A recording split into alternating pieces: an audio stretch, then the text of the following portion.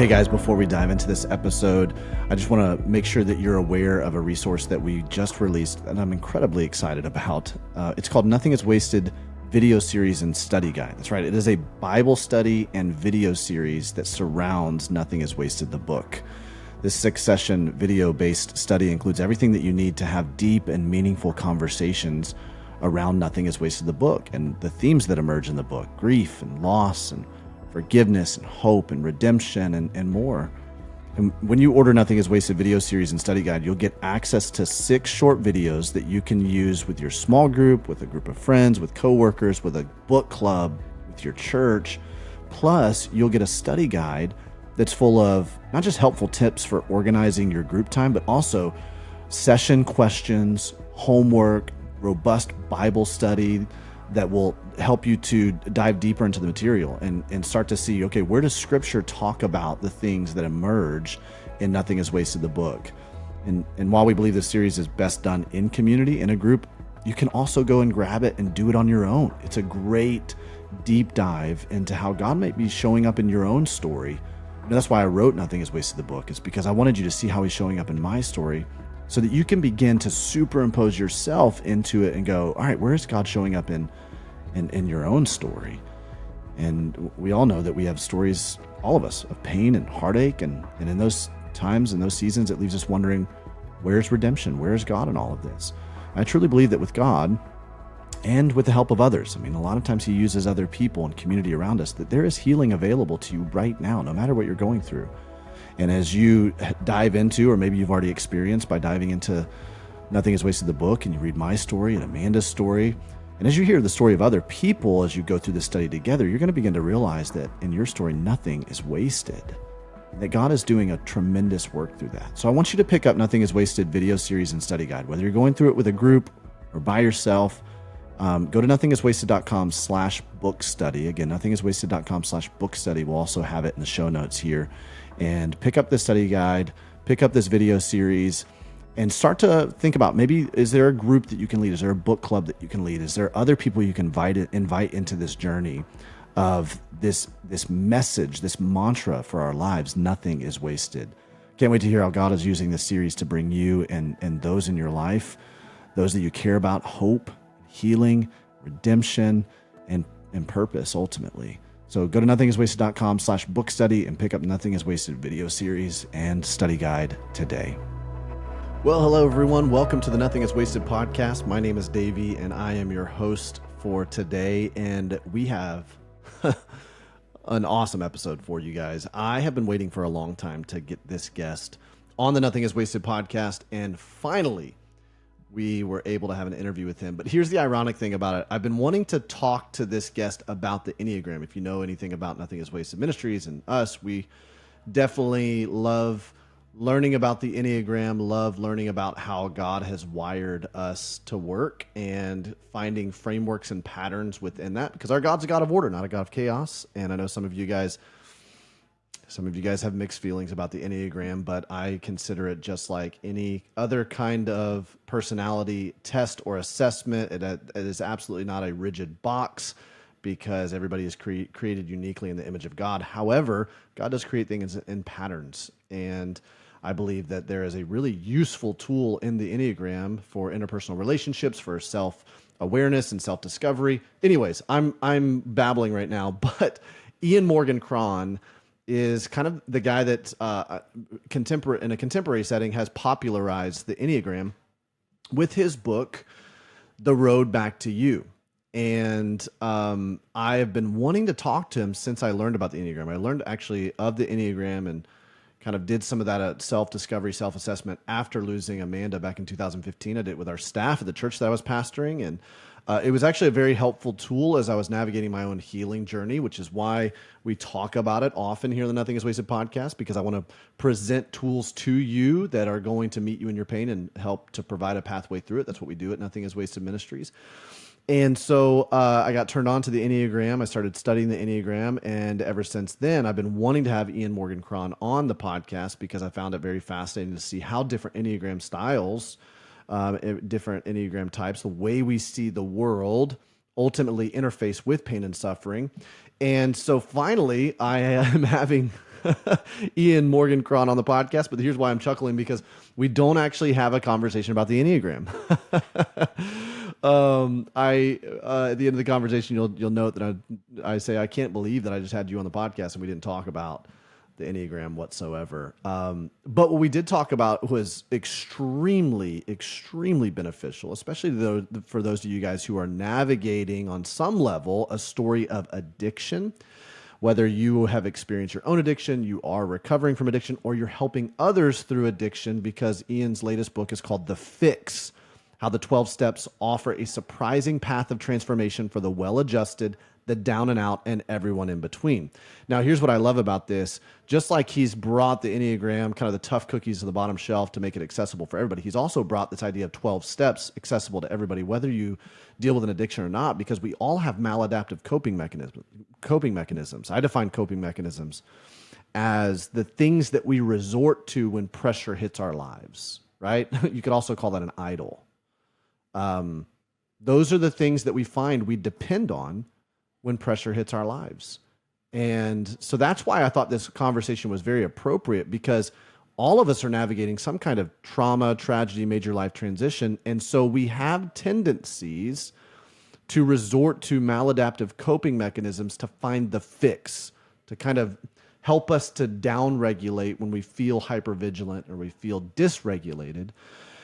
And that's what we talk about here. Ian, part of his story, you'll hear a little bit, is that he suffered through a long sin of addiction. And then as he began to find healing, and as he began to really step into a deeper relationship with the Lord, he found that there's kind of a framework for this 12 steps program that is applicable to everybody. And that's what we talk about. You're not going to want to skip this conversation. It's awesome. And by the way, I did get a verbal agreement from him that we can have him back on the pod. Those of you guys who are Enneagram fans, we can have him back on the podcast. We can talk more about the Enneagram. But I'm just tickled to death that we got to have a conversation with Ian Morgan Cron. And before we dive into the conversation, I just a couple things I want to highlight to you just to make sure that you're aware of. First of all, I lead a live Zoom call, just about every month, called 5 Steps to Taking Back Your Story, no matter what you've gone through. And I really do believe that. I really do believe if you lean in and engage in this live Zoom call, it's about an hour and a half, about an hour of teaching and about 30 minutes of Q&A that we do on the end of it. It is live. I'm there live, so I engage and interact with you. But I believe if you engage with it, that you will begin to take a first step or a next step in your healing journey, and that ultimately, I believe that this Zoom call will expedite your healing journey. I don't think there's any like magic pill or microwaving process to a healing journey. However, I do believe that the adverse is true.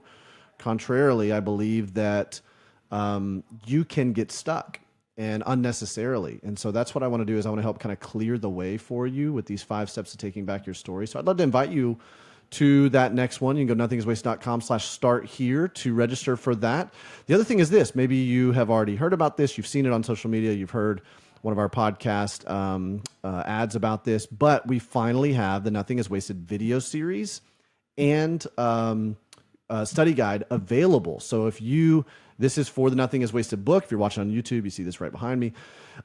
If you have read the book, or if you haven't read the book, but you want to take a small group through it, or a book club, or just a group of people, a community of people, it is so much more enhanced of an experience to walk through this book material with this video series and study guide. It's 6 sessions, short videos, really highly produced, like really, really well done.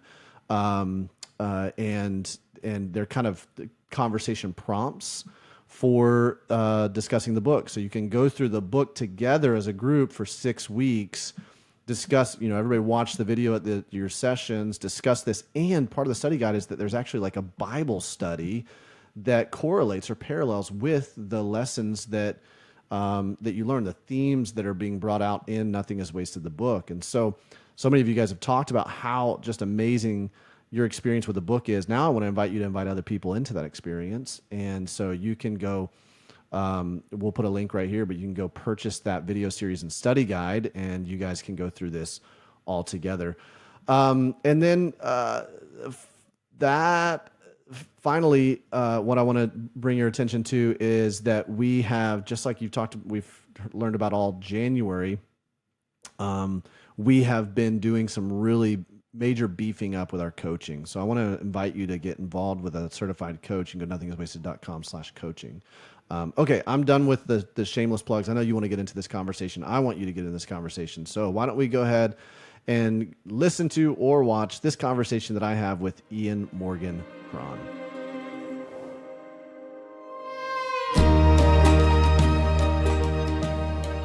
Well, Ian Cron, it is such an honor to have you on the Nothing is Wasted podcast. Long time coming. I've been looking forward to this for a while, and so thank you for spending some time with us. I'm delighted to be here. Thanks, Stevie.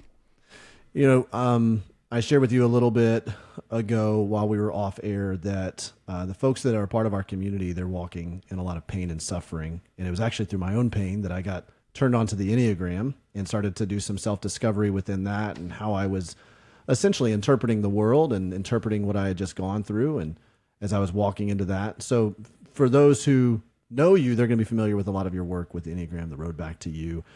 But your story doesn't begin with the Enneagram. Your story begins with some pain and suffering, some difficulty.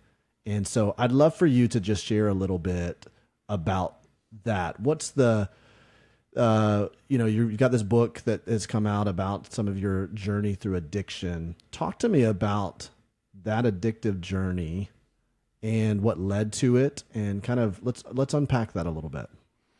So thank you. I grew up in a deeply troubled home. My father was an alcoholic and a drug addict. He died at 63, never having known a sober day in the life, at least the many years that I lived with him. As you can imagine, growing up in that kind of a home creates a great deal of what we might call complex trauma. It's where it's just like, it's every day. And some days are just bad and some days are just really bad, right? Like it's sort of like, but bad was just the norm, right? There was, a great deal of physical abuse, emotional abuse. My father was a terrifically smart and educated guy. So when he spoke with you, sometimes his words could be surgical, really, really damaging.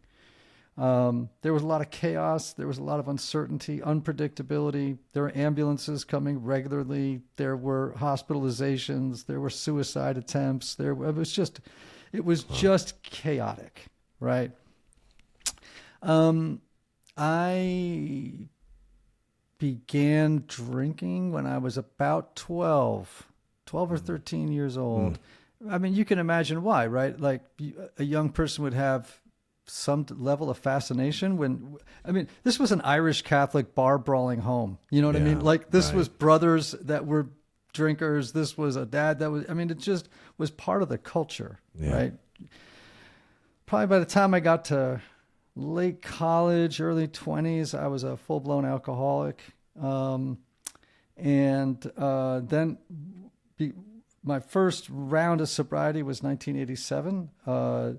Remained sober for many years, relapsed on a different chemical, and that inevitably led to the writing of this book, because I had experienced so much healing through 12-step recovery that I wanted to democratize the steps so that people who have a vague idea of what they are. They don't think that they have anything to do with them because they don't identify as alcoholics or addicts, right? When in fact, the steps, anyone could derive the same benefits from the steps that actually alcoholics and addicts do. And I just, for the life of me, can't figure out why they are not. So hence the book, The Fix. Yeah. Yeah, the book is called The Fix, How the 12 Steps Offer a Surprise Path of Transformation for the Well-Adjusted, the Down and Out, and everyone in between. And that is interesting that, I'm familiar with 12 steps programs. I'm familiar with the version of 12 step that you often see in churches with Celebrate Recovery, that has a more overt Christ-centered approach in that. And you're right. I've even been to 12 steps with somebody as like kind of not officially their sponsor, but just kind of walking with them as a pastor. And the material that's there, you go, wow, this is applicable to all of us. This is actually very helpful to all of us. And I think that's an incredible thing that you're doing. What was it about the 12 steps for you as you stepped into it? I mean, when did you realize you started drinking at 12, 13? When did you realize, okay, this is a problem. Like I'm in deep and I gotta figure out what to do about this. And, when did that happen? That kind of bottoming out moment. And then when did 12 steps begin to enter into the equation for you? Yeah. I mean, listen, every story is different, and pretty much I've been to thousands of meetings. They're all the same. I mean, I just kind of grew up feeling like I was different. And you hear addicts and alcoholics say this a lot, this feeling of being at some level experiencing separation from others, and from themselves and from God, and I think sometimes alcoholics and addicts have a particularly acute sense of that experience. I think everyone has it. I just think sometimes alcoholics and addicts have a more acute awareness or experience of it. So when you're drinking, what begins to happen is that feeling of separation and kind of awkwardness and social anxiety evaporates. And suddenly you're like, oh, I have found the fix. I have found my solution. Like, people think that drinking or drugs or overeating or workaholism or, whatever your thing is, they think that's the problem. That's not the problem. That's the solution. That's the solution you came up for your problem. Yeah. And you need a different solution. You need a different fix. And that's what the 12 steps are about. So in 1987, I reached a point in my drinking where I could not sustain the life that I was living. I was depressed. I was having panic attacks. I'm hiding bottles around the house. I'm sneaking off to bars in other towns. I was in ministry at the time. So I'm sneaking off to bars in other towns so that people won't catch me. Just the lunacy of it all, right? Yeah. And one day you wake up and you're like, okay, I used to have an external solution to my internal problem, right? That's how most addictions start. I have an external solution to an internal problem. And then the problem becomes greater than the solution becomes a bigger problem than the problem it was trying to solve. You see where I'm going? Wow. Yep. Because it's always escalating. So then fast forward a good number of years, I was prescribed some medications. And I, because I have a history of addiction, those became, I developed an addictive relationship with those substances, hit another bottom. But I think, just to wrap this up, my answer, that you can choose to understand that as a misadventure or a failure, or in my case, and this is not spinning, I really feel it this way, I see it as an invitation from God to some deeper intimacy with him that I did not know previously existed. And so, and maybe that's how I choose to frame that experience. And I don't feel like I'm doing it to spiritually bypass shame or to bypass, responsibility. I just feel like, oh, now this. So what's the invitation? I think God's invited me to a different level of intimacy. And thankfully, the steps and 12-step recovery communities were there to help me map the territory for that change in that new life. You mentioned that you were in ministry when all this took place. We work with a lot of pastors and ministry leaders, and I am very aware of a lot of the addictive behavior even within that. And there's just so much pressure that compounds on top of the pain that, maybe already pre-existed going into ministry that was never dealt with. Talk a little bit about that. Maybe just maybe descriptive, maybe even prescriptive in terms of what that looked like for you. How did ministry layer complications on top of what you were already experiencing from the pain of your past? Yeah, it's so interesting just to, to sort of state my agreement with you. It's not as much now as it used to be, though it still happens fairly regularly. I'll get a call from a pastor or somebody in ministry, and they'll say, "Hey, I really need to talk to you." And I know right away it's about porn. It's like, okay, I'm gonna have my third conversation this week about someone who has an addiction to porn. Yeah. And sometimes it's really bad. or it's pretty severe, Yeah. And I hear from pastors about drinking problems and prescription medication problems and workaholism problems and, all manner of things, right? What complicates it? It's complicated on many levels, right? I think people in ministry experience a greater deal of shame around having a secret life, right? A compartmentalized life. They are lonely. And what happens is in their loneliness, their perception is people expect me to have all the answers, to be perfect. If I come out and tell them I don't, they will question my qualifications to even be a pastor, which is ridiculous because if people are reading the same Bible that you are, people go looking for fixes. It's just the human condition. Yeah. Right? We all go looking for, again, external solutions to internal problems. We bypass God, and in the process, we become ill, spiritually, physically, emotionally ill. Now, when you have these pressures, it creates a matrix of suffering for pastors and people in ministry because there's this perception, whether it's real or not, that people expect me to be superhuman and not to have these problems that every human being has. So they get lost in isolation and loneliness, and that only actually escalates the addictive or compulsive behaviors. Yeah. So you're now caught in a loop, right? I do this because I'm lonely and I'm in pain. I can't share it with other people. I feel guilty and for doing this, which only then increases my appetite for the behavior to resolve that pain. And now you're in a loop. You lay out a little bit in the book, Jeremiah 2:13, the idea of the broken cisterns, turning them, instead turning to living water.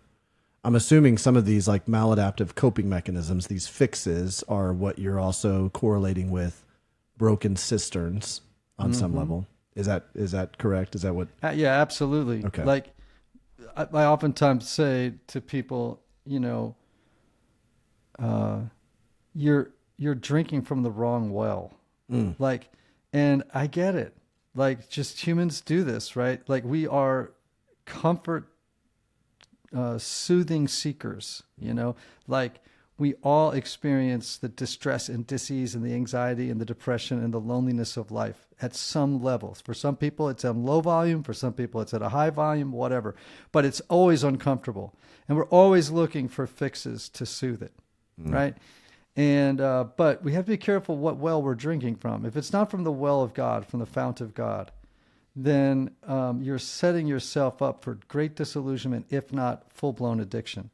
We got to be very, very careful that we don't do that. And if we find ourselves in that situation, then we need a program for living that can help us disentangle ourselves from it. Yeah.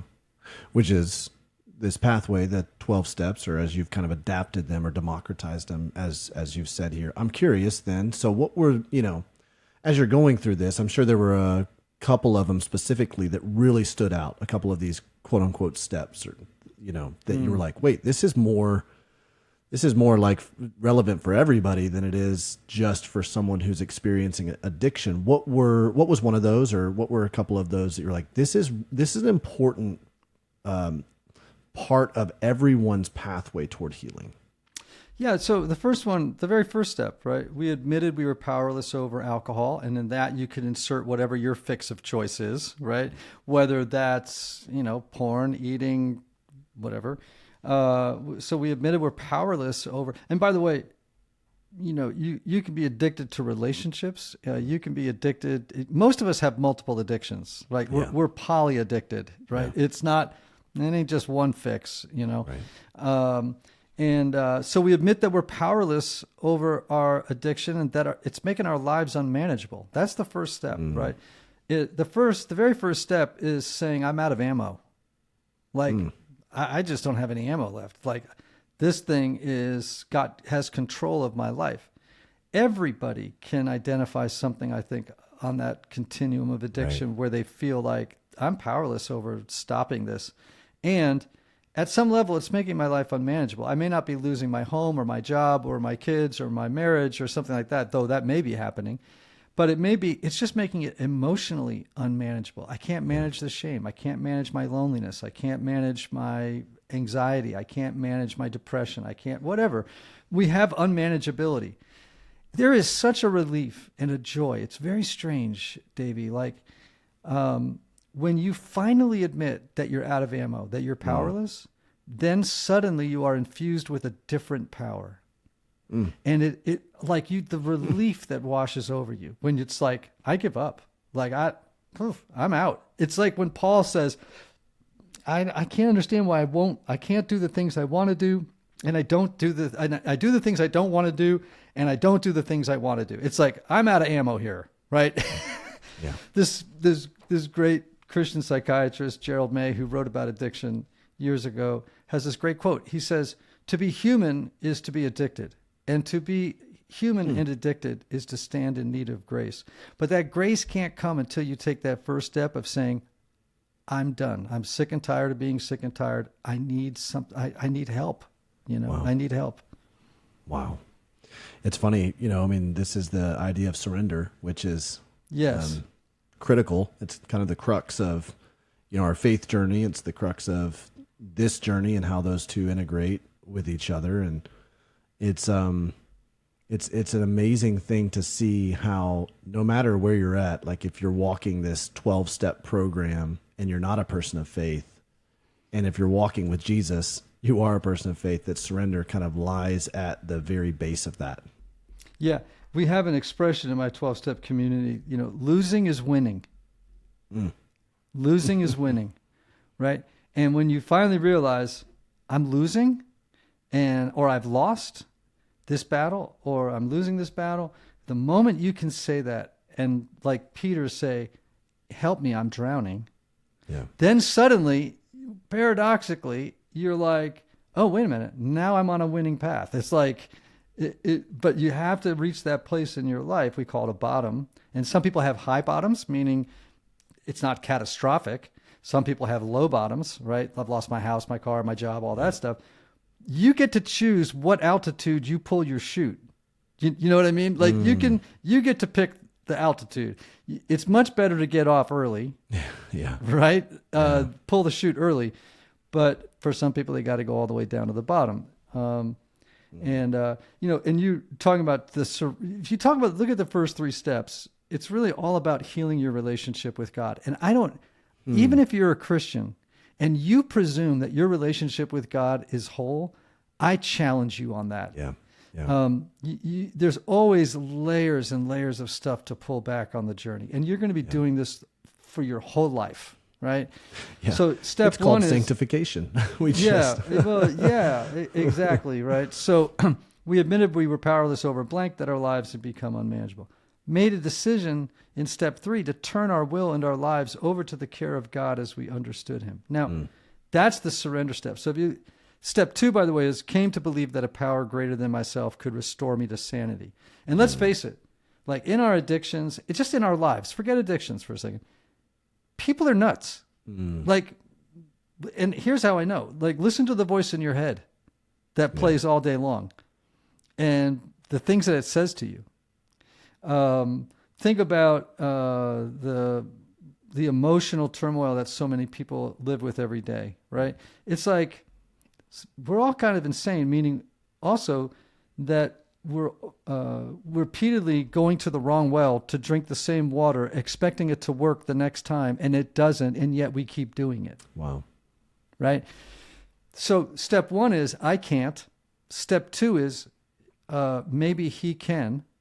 Step 3 is, I think I'll let him. Yeah. Right? I mean, and that's just the gospel. Wow. Right? I can't. He can. I think I'll let him. And that's the surrender, the turning of our lives over to the care of God. And those are daily steps that need to be practiced, not once. Yeah. Sometimes hourly. in different situations. I find myself often saying things like, I admit that I'm powerless over my kids, right? My adult kids. And that my worry about them, my anxiety about them, my anger about decisions they're making that I don't agree with, et cetera, is making my life unmanageable. Like I'm thinking about it all the time. I can't get it. So these steps apply all day long to different situations where I'm turning my kids over to the care of God as I understand, because I can't, I'm out of ammo. Yeah. Yep. Which is really tough when we live in a Western American mindset that says, hey, self-sufficiency, you've got this. And that's kind of the we ego. go rogue individualism. Yeah. That is in such opposition to the gospel of grace. It's ridiculous, right? Like, oh golly. So someone asked me yesterday in an interview, like, what's one big thing you've learned? It's like most followers of Christ, myself included for many years, are actually trying to reform themselves versus allowing God to transform them. So reformation versus transformation. Reformation is when you try to make yourself more like Jesus on your own unaided willpower. Like, I'm just going to make myself like Jesus, right? And it's like, and leave Jesus out of the equation. Leave him out of the process, right? It's like, okay, God, now I know what you want from me. I'm just going to go do it. Yeah. That's reformation, and it leads to frustration, disillusionment, separation from God, separation from ourselves and others. It leads to disappointment with our faith journey. It leads to exhaustion. Sometimes it leads to self-righteous moralism, right? People just being self-righteous. Look what I did. I made myself and they walk around taking the moral high ground, right? Yeah. And we see those people all the time, right? Now, transformation happens when and it requires a very robust theology of grace. It's when you say, you know what, I actually can't make myself like God. Like I can't, which is what God wants, by the way. Right. And no matter how hard I try, I'm actually making more of a mess of it than I am making progress. Yeah. So therefore, what I need to do, and I think this is so much of what the faith journey about, is give God consent. That's a big word. Give God consent to do in me what I cannot do for myself, namely change who I am and make me whole. You cannot do that on the unaided willpower. That has to be a work of God. All you can do is give God consent. And, I think there are practices we can do to offer ourselves to God in that way. And then sit back and enjoy what happens when you do. Wow. It's quite amazing. And that's also, I think, something that the steps teach very, very clearly.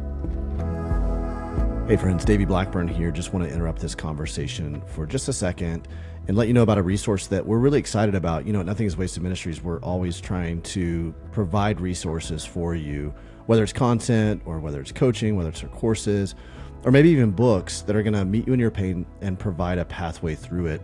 And we've got a really exciting resource that we want to let you know about.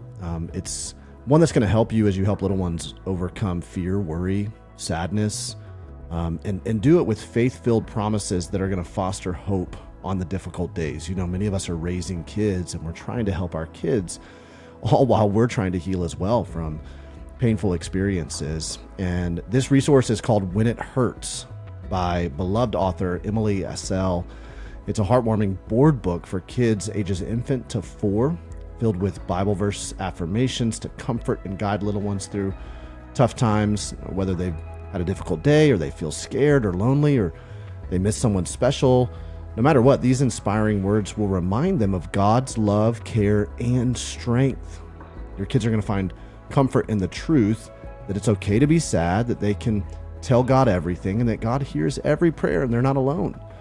When It Hurts provides a foundation of biblical truth to foster hope through life's challenges, and it features a variety of life-giving verses to remember God's promises every day. Now again, this board book is called When It Hurts. It's available now wherever books are sold, and we'd love for you to get pick up a copy, maybe a few for some friends and family members who you know have little ones as they're walking them through difficult days. When It Hurts by Emily Assell.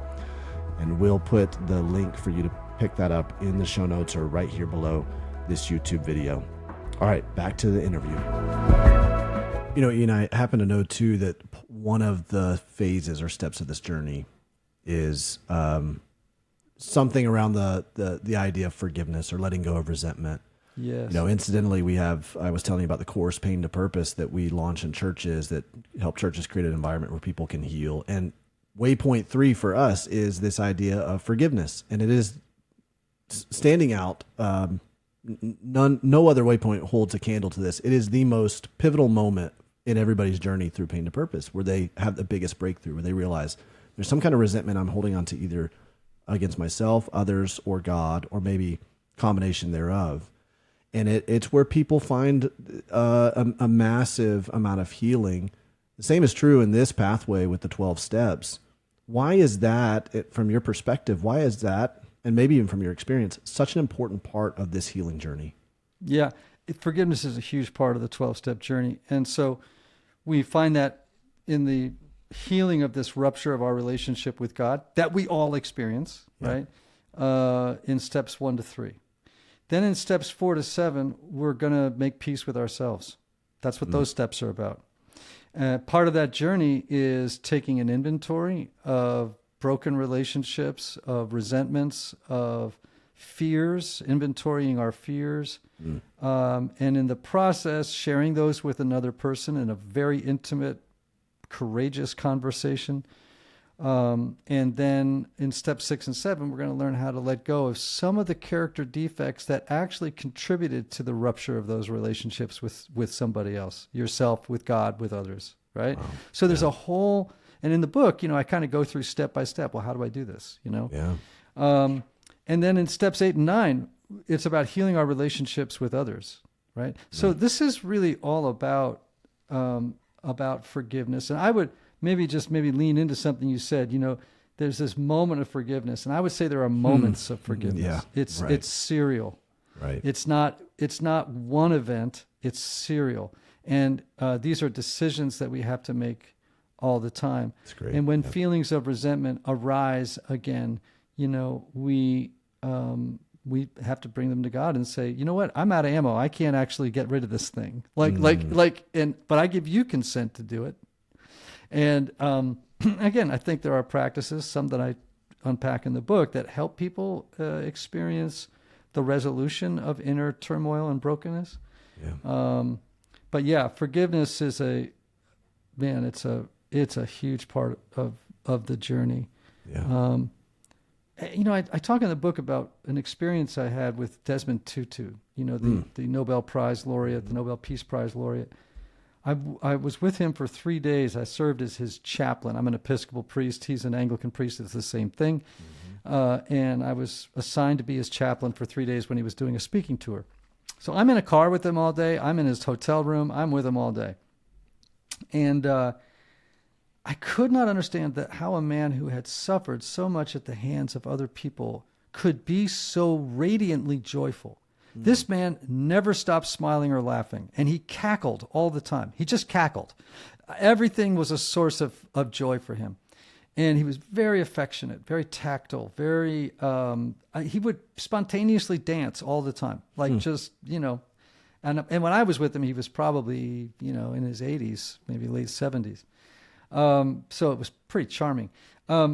Anyway, I just realized after I read a book of his on the topic of forgiveness that I realized, this man who had suffered so badly at the hands of others had forgiven his perpetrators, had forgiven them. And you could see it in his body, in his language, in his choices, in his very being. And I was like, I want what that guy has, I want what he has. And I've tasted it. Yeah.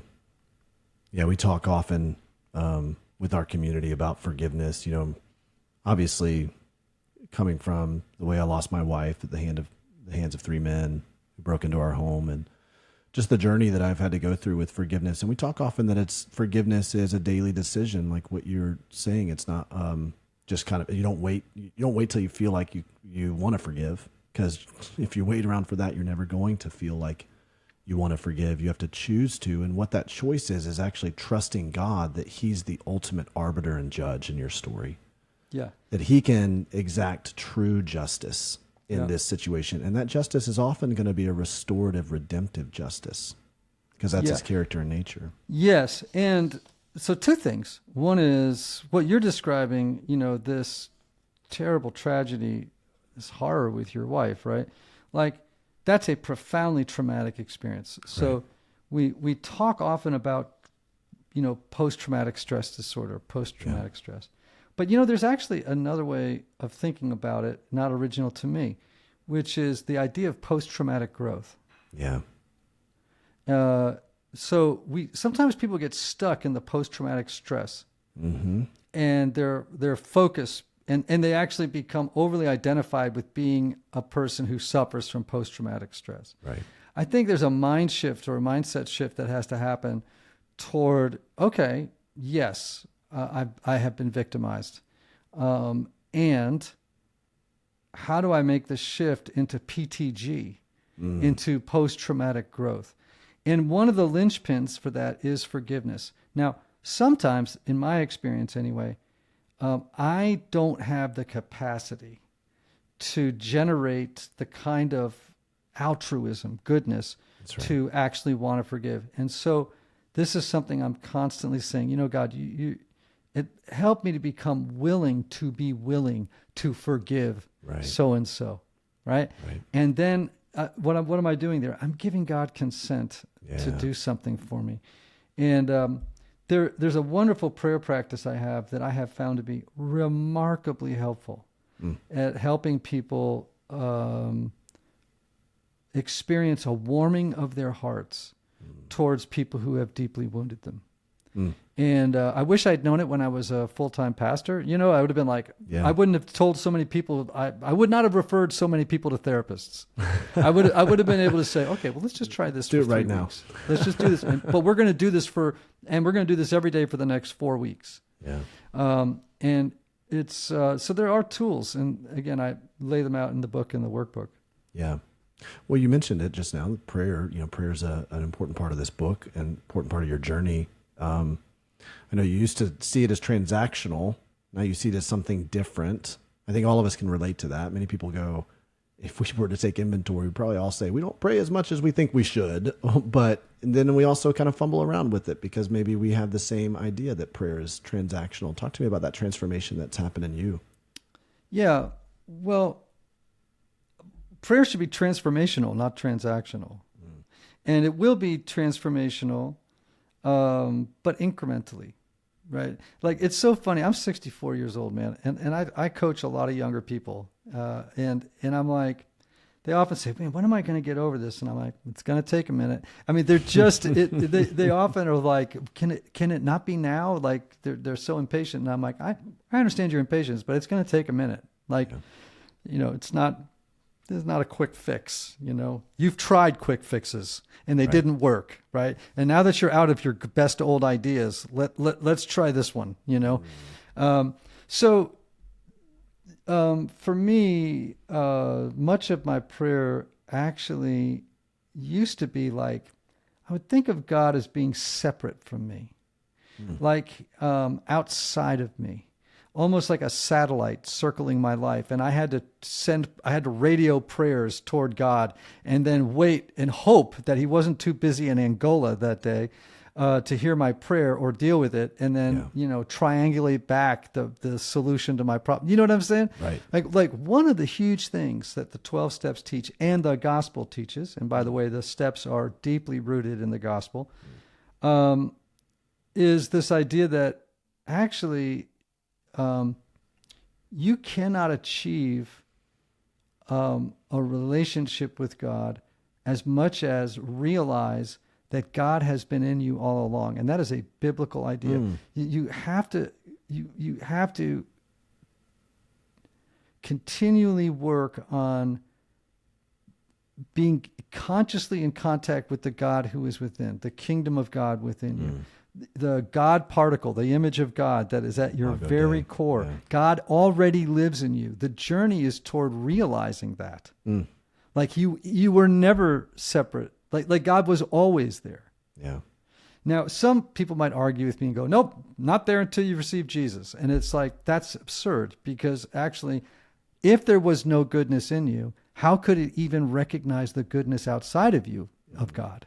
Like what in you would even recognize it? Right. Like, you know, so there has to be some particulate of God already inside of you. Yep. Your awareness of it may be very dim or obscured by mostly mental garbage, you know, like just garbage. And so for me, the journey of prayer has been getting rid of the mental garbage. Like, and a lot of that has to do, and I talk about this in the book, like the practicing of centering prayer, of simply having prayer that's silent, where I actually stop talking so much. You know, I think God must think, man, these people talk a lot.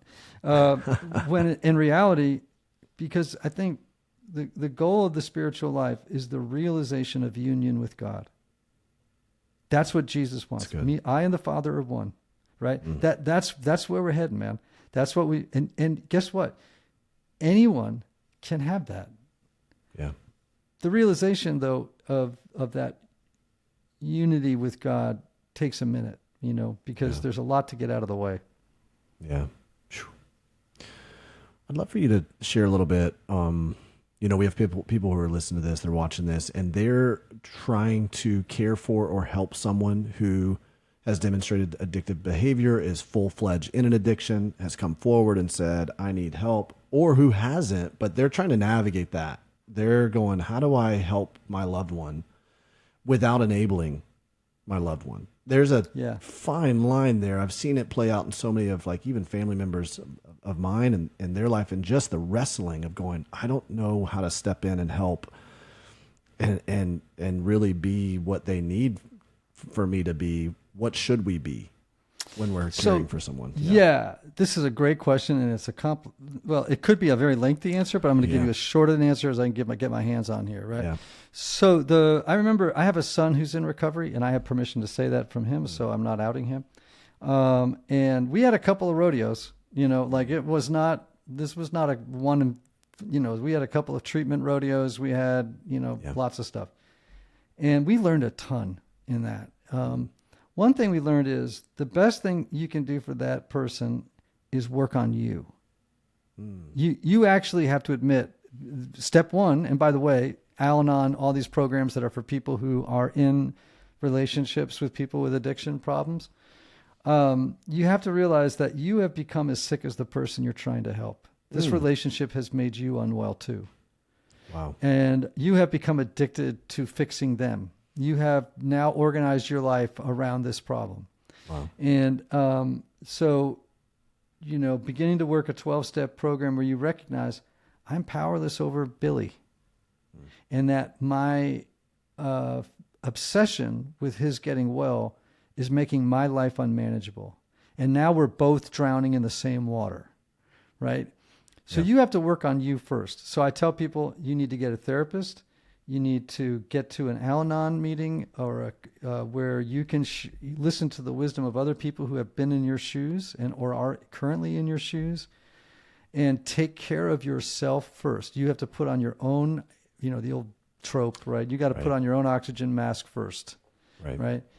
You know, I think when you do that, one of the things as part of the curriculum of that kind of life is that you learn to establish kind and loving boundaries. You give up trying to control and manipulate.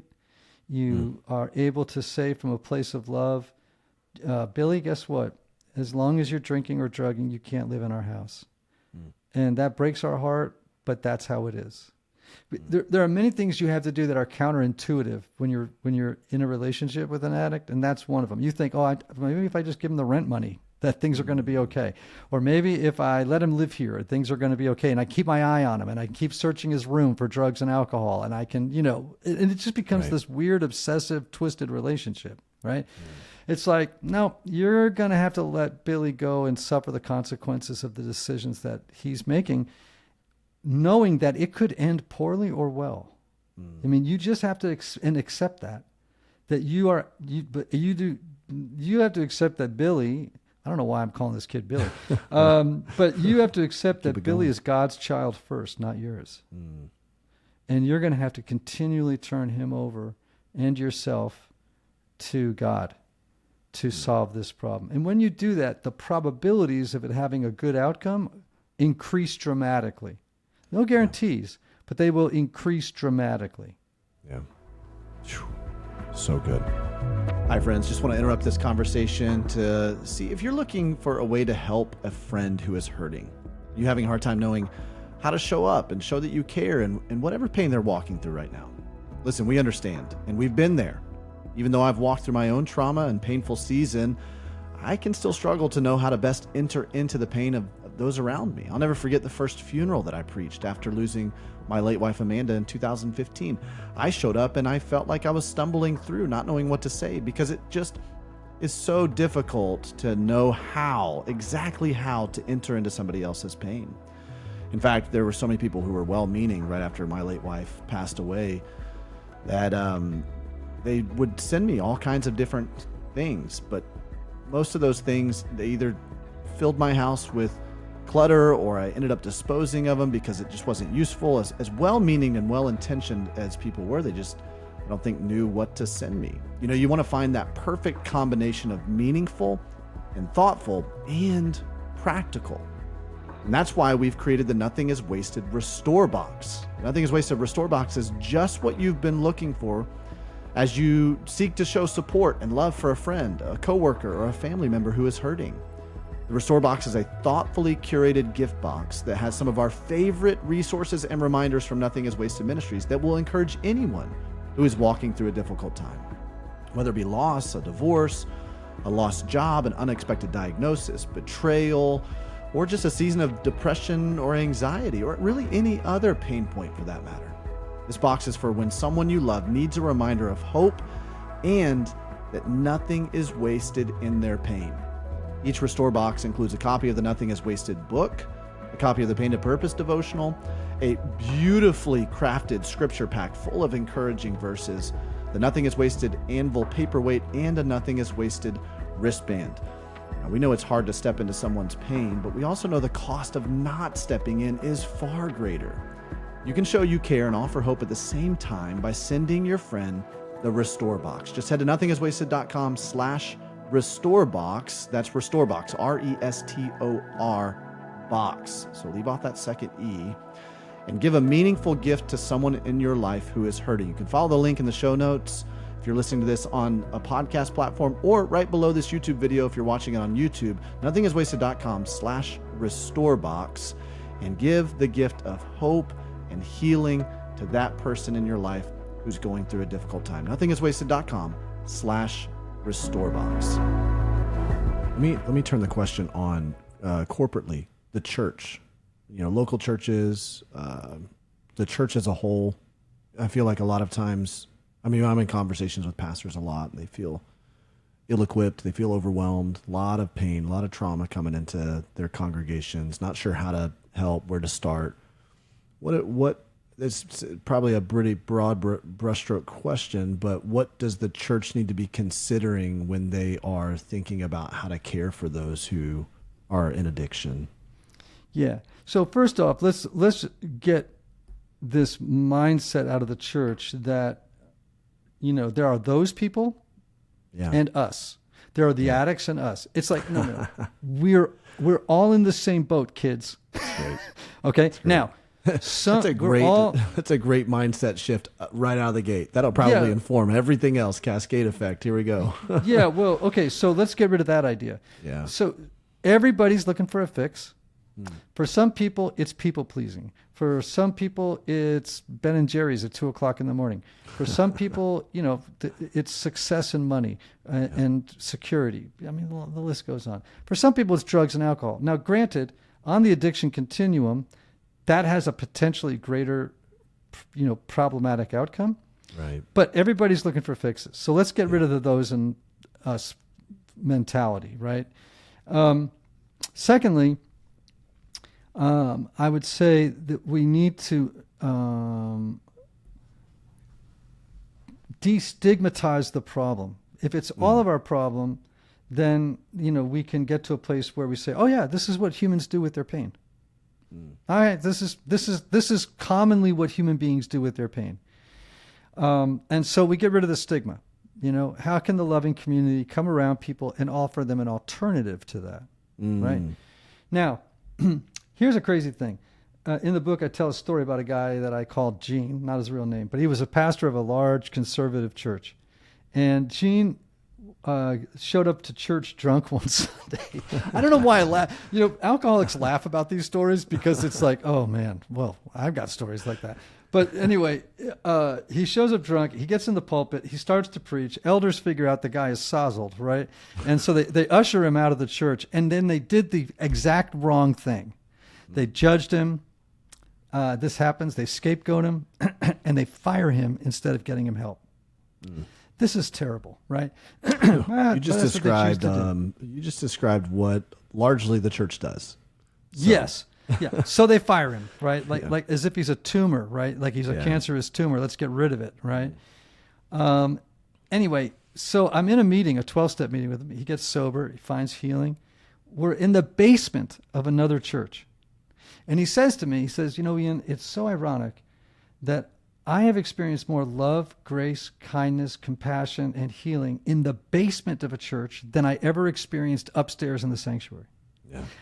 And he said, how I wish everybody could experience the same transformation I've experienced and witnessed down here, upstairs. I wish they could see this and experience it. Yeah. Because it's so, it's overwhelming sometimes, to see the changes that take place in people as a result of their surrendering their lives to God and to this process called the 12 steps.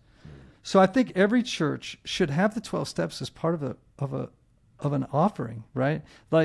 And encourage everybody, right? So whether they're codependent or whether they're suffering from drug or alcohol addiction or food issues, there should be a path, a design for living through which they can experience radical healing. Yeah. And it is what the irony is, it's happening several nights or mornings a week in their basement, and those pastors and people never meet them. Yeah. Right? Yeah. Like the solution is in plain sight. Right. So I have a friend of mine who's a pastor here in Nashville. His name is Josh, and he's an amazing pastor of a Church of Christ congregation. He's an amazing guy.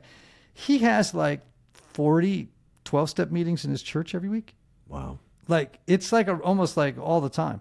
Wow. And he says, I love this. I love this. And lots of his own people are involved in those programs, and he's benefited from them. He doesn't happen to be an alcoholic or a drug addict or anything, but he recognizes his own brokenness and how it's being helped by the 12 steps. Yeah. So I think this should be integrated into every church community, every single one. It's good. It's so good. There's an element of this it seems probably like it's another linchpin, and that is purpose, or making meaning from your story. Yes. Exercising it out in something that's purposeful and helpful for others. Talk to me about that a little bit. Why is that such an important part of this journey? This isn't just about healing. This is about then doing something with that as well. Yeah. I'm glad you raised that up because, I was in a meeting last night, and my sponsor, who is one of the funniest guys I know, he's like, when I first came into the rooms, he said, I just thought we were all going to sit around watching each other not drink. Oh, look at Mike over there not drinking. Yep. You know what I mean? And we're just going to sit around moaning and groaning and hanging on by our eyelids, yep. Thinking how do I get through another day? And just be glum. All the depictions of meetings that you see on TV shows are absolutely false. I'll tell you, I've never seen a good one. What actually happened, what really surprises newcomers when they get there is how much laughter there is, how much joy there is, how much gratitude there is, how much happiness there is.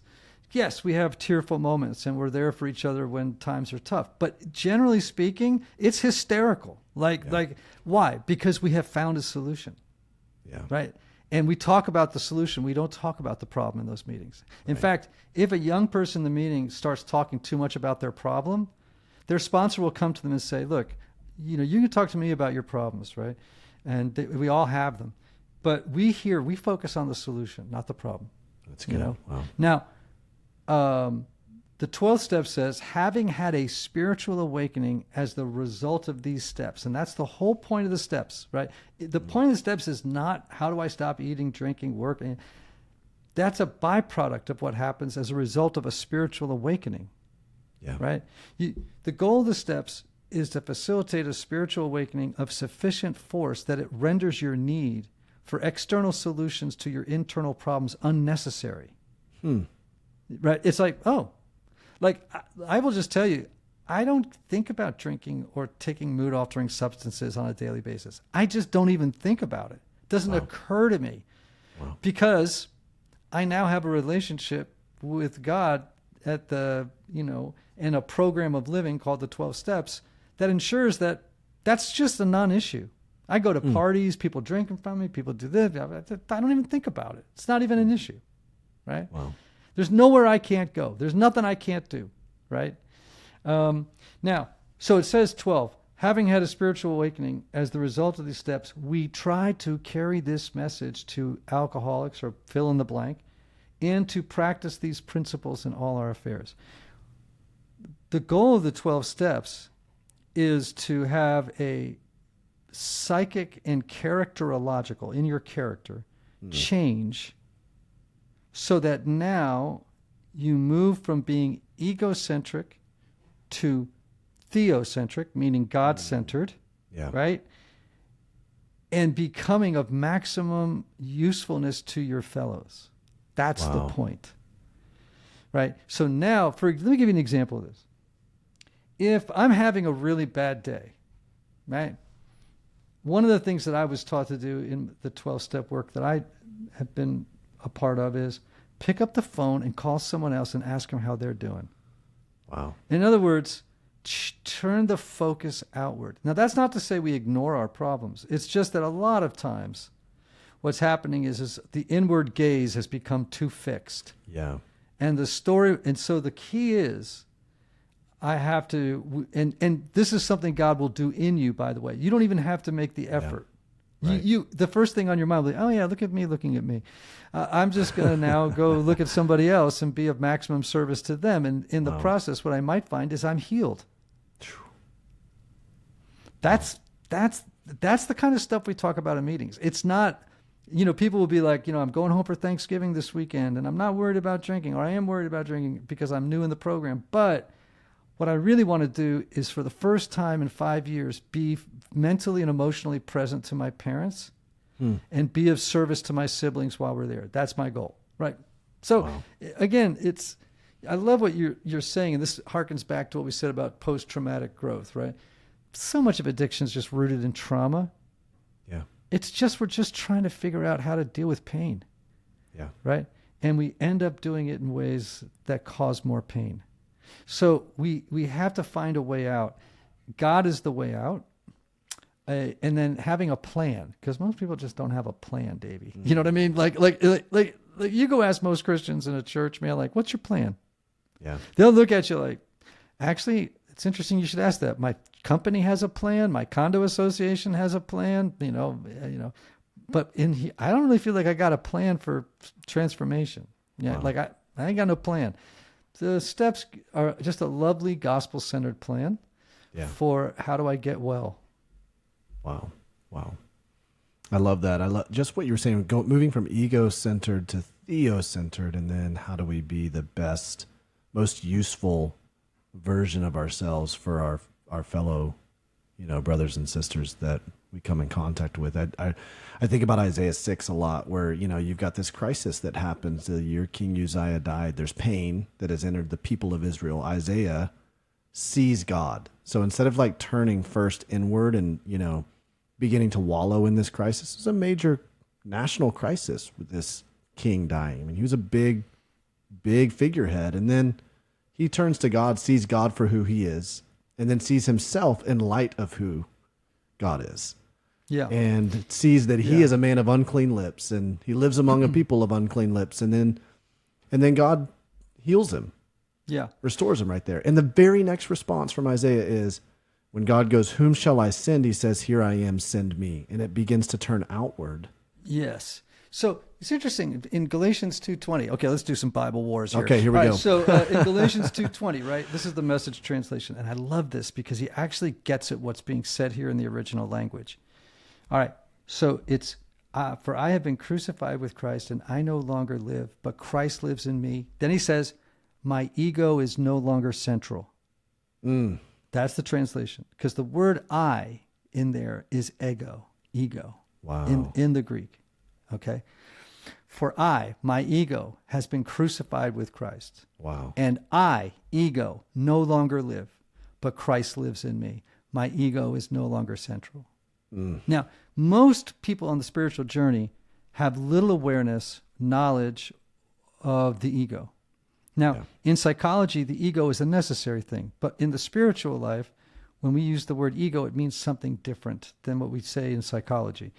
This is that radical, narcissistic, self-interested part of us that would like everybody else to organize all their priorities around our wants and needs.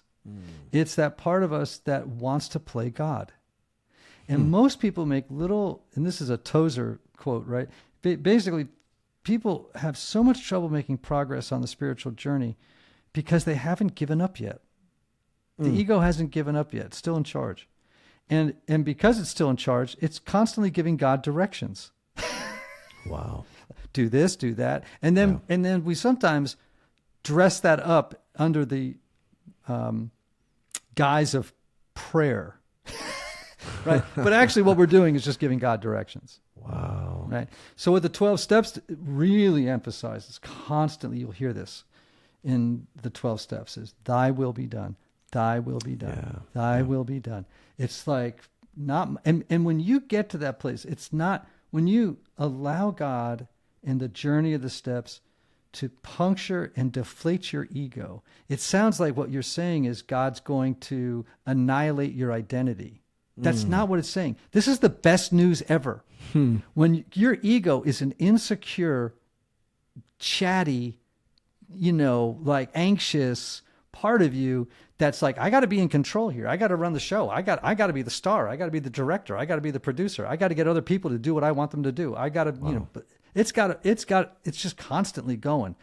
When that finally gets knocked down to size, right? It's a relief. Yeah. Now you don't, can you imagine if I said to an 8-year-old, I want you to run the country? Right? The kid would be just absolutely overwhelmed with fear and anxiety and stuff like that. So we're no different as adults. Like we're trying to run the world. And that's a lot to take on every day. Like that's a lot to take on. And when you finally are able to say, you know what, God, I'm actually going to give up that agenda. I'm actually going to allow you to crucify the ego inside of me, so that it just returns to its status as a creation, not as a creator. And I'm going to let you be creator, and I'm going to be creation. And then suddenly, you know what happens, Davey? Life starts to work. Like things just start to fall into place naturally and organically. And that's the work of grace. Wow. Man. Ian, this has been incredible. Well, I mean, and so timely. It's so funny. This morning, as I was walking back in for my morning workout, and the word grace just was coming to my mind. And so I think that even personally, never mind the people who are listening to this and watching this, I think you are a reminder to me that just kind of an echo of what the Holy Spirit was speaking to me about, how much we just need God's grace in this entire journey. And I'm so grateful for this conversation. I can't believe I'm about to end a conversation with Ian Cron and not talk about the Enneagram. I cannot believe that. So we're going to have to have you come back on and talk about that, because I've been wanting for a while to talk about the Enneagram and pain and suffering. But the book is the fix. You've got to pick it up. This is not just going to be helpful for you if you are struggling with an addiction, wrestling with an addiction, have a loved one who is. This is helpful for everyone. That's what the whole point of this is. All of us, we all have these coping mechanisms that we are trying to hedge ourselves with. And this is going to get down to the core of what's going on and really help us to, just like we said, get away from an egocentric life to a theocentric life, and one that is that's helpful and that's useful. Ian, thanks so much for the time. Man, this has been really fun. Thanks for being a great interviewer. Well, I appreciate it. And we'll put all the links where you can connect to this book and all the stuff that Ian Cron does, the Enneagram, Road Back to You, everything else that he's put out there. We'll put that in the show notes. And we're just grateful to have you on. So thanks again. Thanks, Davey. Thanks for joining us for today's episode of the Nothing is Wasted podcast. We hope you enjoyed our conversation and found it as encouraging and insightful as we did. Now, don't forget to subscribe to our podcast on Apple Podcasts, Spotify, or wherever you like to listen, and leave us a rating and review. Your feedback helps us to connect to those who need these stories of hope and healing most, and to reach more listeners just like you. Also, subscribe to our Nothing is Wasted Ministries YouTube channel. Now, be sure to stay connected with us on social media. You can follow us at Nothing is Wasted Ministries, follow me at Davey Blackburn, and follow Aubrey at ObSam. We'd love to interact with you, so be sure to stop by and let us know how these conversations are impacting you and your story. And if you want to learn more about all the incredible resources we have available to help you navigate whatever valley you're walking through, visit our website at nothingiswasted.com. If you're ready to get started in your journey towards healing and finding purpose in your pain, we'd love to help. Simply go to nothingiswasted.com/start here for your next step. Lastly, a big thank you to Sleeping at Last for providing all the music for the Nothing is Wasted podcast. We want to thank our guests, and we want to thank you, our Nothing is Wasted community, for tuning in regularly. Remember, no matter what challenges you face, whatever pain you are walking through, nothing is wasted. We'll see you next time for another incredible conversation here on the Nothing is Wasted podcast. But before you go, check out this short clip from our next episode. Thanks for joining us, friends. Because of the Lord and his kindness to me and provision to me and his pursuit of me my whole entire life brought that to the forefront through my brother-in-law and sister-in-law. And these restoration this therapy coming back into my life, but my heart kind of softening, my pride, that was in my inventory, that was what came to the forefront. You know, I went in to recovery for my grief and for my husband and for all of that. But my pride. And God said, I need to be all that you need forever, the end. And when I started turning and softening to that, he's like, I can work with this. I can work with you. I've been trying to be my defender my entire life. And when he becomes my defender, wow, our usness is blessed, my relationships with other people, and just how I walk out life.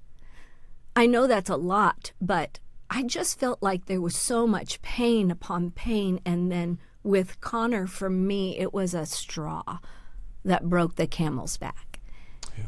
And it was a long journey. I tell people all the time, I really wish I hadn't wasted a decade numbing. And yet, here I am.